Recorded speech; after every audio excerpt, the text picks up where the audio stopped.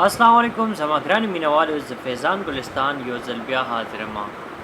ملګرو تاسو په تمنیل باندې بده دی جنې د دې خزه تصویر به کتلی وي زما چې کوم نن ټاپک دی د نادیه ګل په باره کې دی نادیه ګل او نیلم ګل دا دوه خويندې دي دی چې دینو ډیر زیات وار روړې دي او ډیر زیات چې دینو دی به حیاي جوړه کړې ده اول یو خور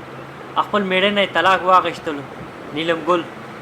مراد نه طلاق واغشتو بیا ما غسر پات کیږي اوس دا بل چې کومه ده نادیه ګل دا راغله دا وای ز خاون وجنې مو وهلې ما ټکولې ما زمونږ کور کې جګړه شوې ده نو کنجرو نو تاسو واده ولې کولو دلته کې دا دوه غړنه خويندې دی والته کې هغه دوه رونه دي نو په یو کور کې دوه خويندو واده کړي دي نو هغه یو خو طلاق واغښتو دا بلم لګیا ده طلاق په چکرو کې ده نو دا چې کوم مراد دی او منصف دی دوړم بړواګان دي دلګان دي وره دوم بس د خزې ګټه ته ناشتي دلګان ناشتي دلالی کوي لګیا دي د خپل خزې ګټه خوري لګیا دي پدې کې خو غیرت نشته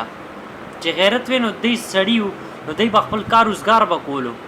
خو نو والته کې دا ډمې لګیا دي ولا پیسې روړي او دا ډانسونه کوي کلبونو ته ځي ګډاګانې کوي او پیسې ولا روړي او دا بړواګان کور کې ناشتي پیسې خوري نو بیا چې دینو د دې جګړو شنو بس بیا د له نور څه چل ورزینه بس راشي سکرین ته ودرېږي ویډیو جوړي اله زما خاون چې دینو زواله مال خاون طلاق راکو ډرامې جوړ کړي دي بے غیرت او دمانو کنجرانو لګ شرم کوي لګ حیا کوي تاسو ځان ته مسلمانان وای تاسو مسلمانان یې وای ملانت شپتا سو باندې تاسو په دې جون باندې والته کې ابل ډمه بار تلې د نېشنلټي د پاره هغه ډراما کړي او خاون نه طلاق واغښتو بیا وای زب پاکستان ته وزمنو خلک به ما وجنی پریږدي به وینا نو ما هغه میړه سره پاتې کیږي نو طلاق دي تنولې اغشتي او زما ز چې کوم خبره کومه دی نازی اقبال پسې کومه جاوید فیضان طلاق واغشتو او هغه سره پاتې کیږي و د ډمان بچو ډمانو کنجرو پتا سو کو غیرت نشته حیا نشته پتا سو کې دا سم ډراما جوړه کړي دا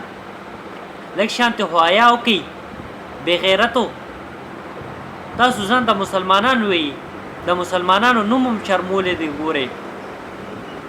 سم د اسلام په دایره باندې راشي ګوره او دا چې کوم ډراما جوړه کړي د کله طلاق او کله بیا غي سره پاتې کیږي کله طلاق او لګ الله پاک نو یریږي د الله پاک لوی ورځ نو یریږي دا چې کوم کنجرتوب دا دمتوب شروع کړي دا پریږي دي د الله پاک په لار باندې راشي تاسو او پتا سو کې حیا عزت